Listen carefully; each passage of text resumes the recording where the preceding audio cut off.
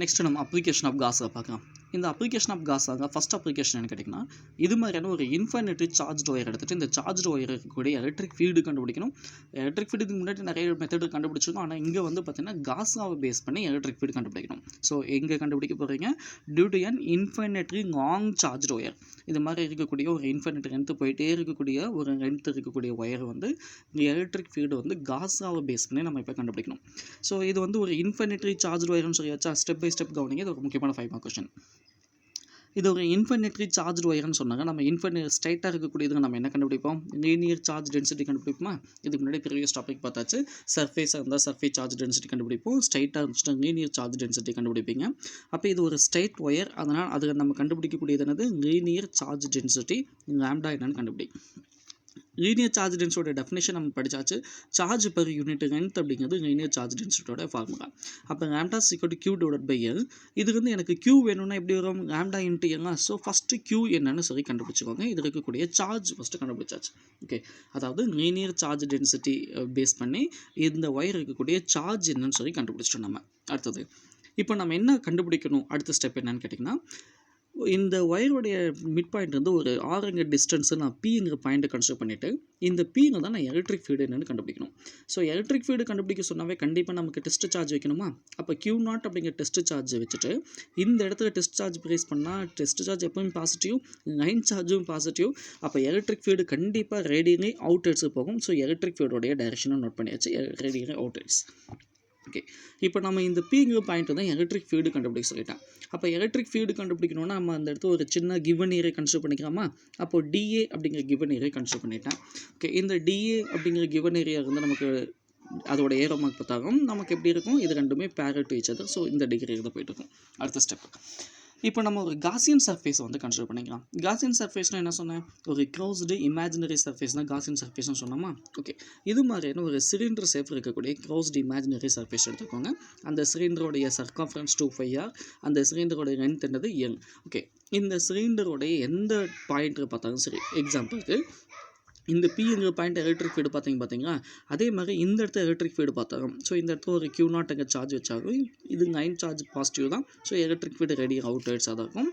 இந்த பக்கம் வச்சு பார்த்தாலும் எலக்ட்ரிக் ஃபீல்டு எப்படி தான் இருக்கும், ரேடியலி அவுட்வர்ட்ஸாக தான் நமக்கு போயிட்டு இருக்கும். ஓகே, தென் அடுத்து நெக்ஸ்ட் என்னென்னா, இப்போது நம்ம இதில் எலக்ட்ரிக் ஃபீல்டு கண்டுபிடிக்கணும்னு சொல்லிட்டேன். ஆனால் எதை பேஸ் பண்ணி கண்டுபிடிக்க போகிறீங்க, காஸாவை பேஸ் பண்ணி கண்டுபிடிக்கணும். அப்போ காஸாவோட ஈக்குவேஷன் நமக்கு என்னது, φE = Q/ε0ங்கிறது காஸாவோட ஈக்குவேஷன்.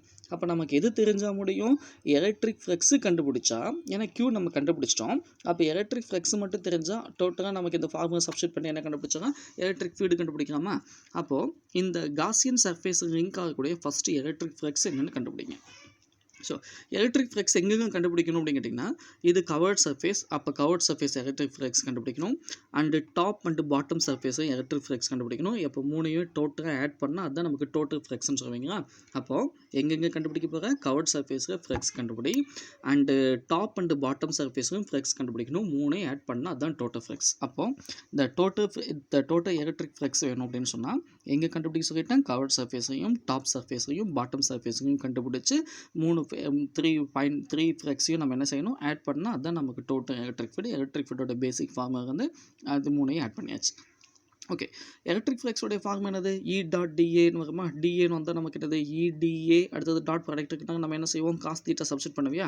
அப்போ நமக்கு தீட்டா கண்டுபிடிச்சா தான் நம்ம ஃப்ளக்ஸ் கண்டுபிடிக்க முடியும். அப்போ தீட்டா கண்டுபிடிக்கலாம் ஃபஸ்ட்டு. இப்போ இந்த கவர்ட் சர்ஃபேஸ் எடுத்துக்காமா, கவர்ட் சர்ஃபேஸ் இது DA. ஸோ சிலிண்டர் எனக்கு எப்படி இருக்குது மீனிங், இந்த ஷேப்பில் இப்படி இருக்குது மீனிங், ரைட்டா. அப்போது எலக்ட்ரிக் ஃபீல்டும் இப்படி தான் போகும். அதுக்கு பெர்பெண்டிகுலர் ட்ரா பண்ணாலும், அதாவது இந்த சர்ஃபேஸ்க்கு பெர்பெண்டிகுலர் ட்ரா பண்ணாலும் இப்படி தான் போகும். அப்போ ரெண்டுமே ஒரே டேரக்ஷனுக்கு போயிட்டு இருக்குனாங்க, அந்த இடத்துல தீட்டா நமக்கு எத்தனை டிகிரி சப்ஸ்டிட் பண்ணுவீங்க, 0 டிகிரின்னு சப்ஸ்டிட் பண்ணு.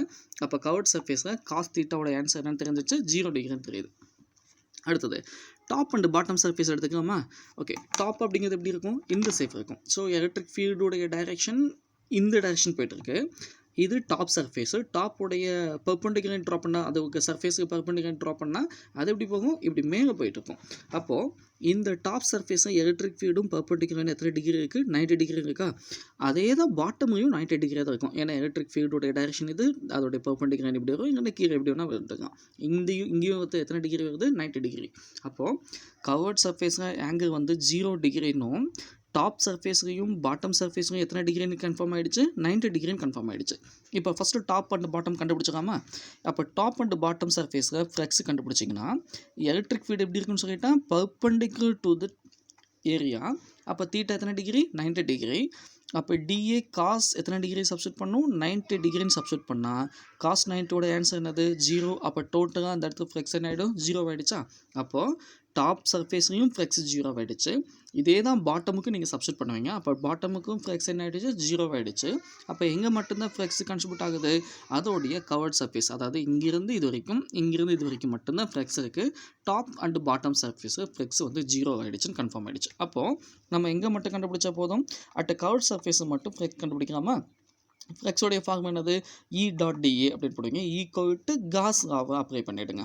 ஓகே, அடுத்தது இப்போது எலக்ட்ரிக் ஃபீல்டு தான், அதை அப்படியே வச்சுக்கோங்க.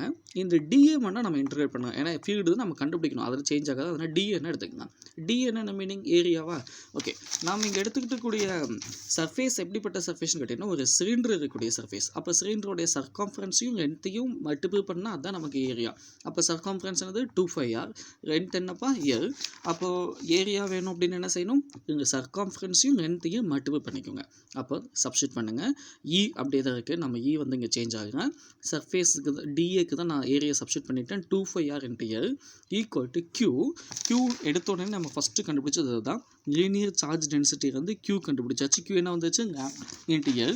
ஸோ அந்த λL சப்ஸ்டியூட் பண்ணுங்கள். Qக்கு என்ன சப்ஸ்டியூட் பண்ணியாச்சு, λL/ε0. எது கேன்சல் ஆகும், 2 கேன்சல் பண்ணிக்கலாமா. அப்போ ரிமைனிங் என்ன இருக்குது, E × 2πr ஈக்குவல் டு λ/ε0 இருக்கா. நம்ம என்ன கண்டுபிடிக்கணும், எலக்ட்ரிக் ஃபீல்டு மட்டும்தான் கண்டுபிடிக்கணும். அப்போ 2πr கீழே போயிடுச்சுன்னா λ/2πr 2πε0 × R அப்படி வச்சுக்கோங்க. ஓகே, தென் இவ்வளோதான்ப்பா. இதுதான் நமக்கு எலக்ட்ரிக் ஃபீல்டு வந்து ஒரு due to the infinity long charged ஒயருங்க காஸ் லாவை யூஸ் பண்ணி கண்டுபிடிச்ச எலக்ட்ரிக் ஃபீல்டு λ/2πε0 × R அப்படின்னு கிடைக்கும். இதை வெக்டார் ஃபார்ம் இண்டிகேட் பண்ணால் ஜஸ்ட் ஆர் கேப் போடுங்க. ஆர் கேப் எதை இண்டிகேட் பண்ணது, நமக்கு யூனிட் வெக்டார்னாவே எதை இண்டிகேட் பண்ணும், டைரக்ஷன் இண்டிகேட் பண்ணும். அடுத்து நெக்ஸ்ட் ஒரு 2 பாயிண்ட் கொடுத்துருப்பாங்க. If line charge is positive, அதாவது லைன் சார்ஜ் வந்து பாசிட்டிவாக இருந்தால் எலக்ட்ரிக் ஃபீல்டு எப்படி இருக்கும், அவுட்ரைட்ஸ். அது புக்கு வந்து λ இஸ் கிரேட்டர் than 0ன்னு கொடுத்துருப்பாங்க.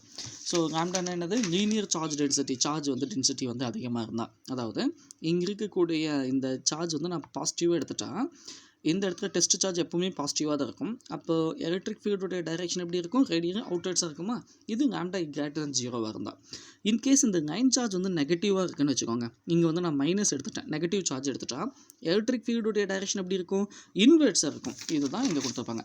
If the line charge is நெகட்டிவாக இருந்தால் தென் எலக்ட்ரிக் ஃபீல்டு இஸ் எப்படி நமக்கு இன்வெர்ஸ். இது வந்து λ <0 அப்படின்னு சொல்லி கொடுத்துருப்பாங்க. ஒரு முக்கியமான 5 மார்க் கொஷின்.